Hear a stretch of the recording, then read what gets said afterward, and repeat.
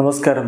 റാഫ്റ്റോക്ക് ഫുട്ബോളിലേക്ക് അവർക്കും സ്വാഗതം. കോപ്പ അമേരിക്കയ്ക്കായിട്ട് ബ്രസീലിന്റെ കോച്ച് ഡൊറിവാൾ ജൂനിയർ പ്രഖ്യാപിച്ച 26 അംഗ സ്ക്വാഡിനെ കുറിച്ച് പൊതുവെ മികച്ച അഭിപ്രായമാണ് ഫുട്ബോൾ നിരീക്ഷകർക്കുള്ളത്. ബ്രസീലിയൻ ഫുട്ബോൾ നിരീക്ഷകർക്ക് അത്തരത്തിലാണ് കാര്യങ്ങൾ പറയുന്നത്.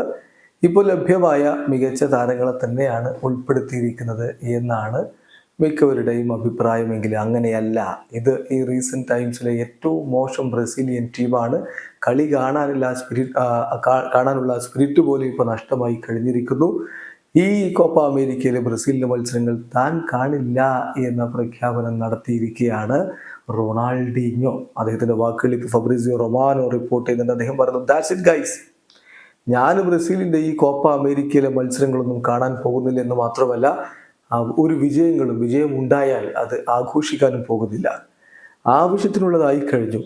ഇത് ഓരോ ബ്രസീലിയൻ ഫുട്ബോൾ ആരാധകരെ സംബന്ധിച്ചിടത്തോളം, ബ്രസീലിനെ സ്നേഹിക്കുന്ന ഓരോരുത്തരെയും സംബന്ധിച്ചിടത്തോളവും ഇത് വളരെ ദുഃഖകരമായ നിമിഷങ്ങളാണ്.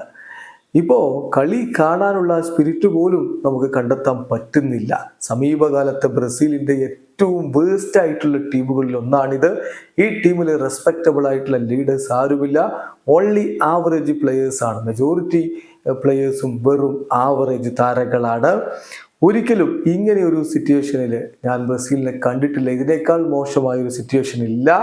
ബ്രസീലിയൻ ദേശീയ ടീമിൻ്റെ ജേഴ്സിയോട് ഒരു സ്നേഹവും കാണിക്കാത്ത കുറേ താരങ്ങൾ, ഫുട്ബോളിനോട് ഒരു തരത്തിലുള്ള കമ്മിറ്റ്മെൻറ്റും ഇല്ലാത്തവർ. ഞങ്ങളുടെ പെർഫോമൻസ് ഏറ്റവും വേസ്റ്റ് ആയിട്ടുള്ള രൂപത്തിലാണ് ഞാനിപ്പോൾ കണ്ടുകൊണ്ടിരിക്കുന്നത്. ഇത് അത്രയധികം നാണം കെട്ട ഒരു കാര്യമാണ് എന്നുകൂടി റൊണാൾഡീഞ്ഞോ തുറന്നടിച്ചിരിക്കുന്നു.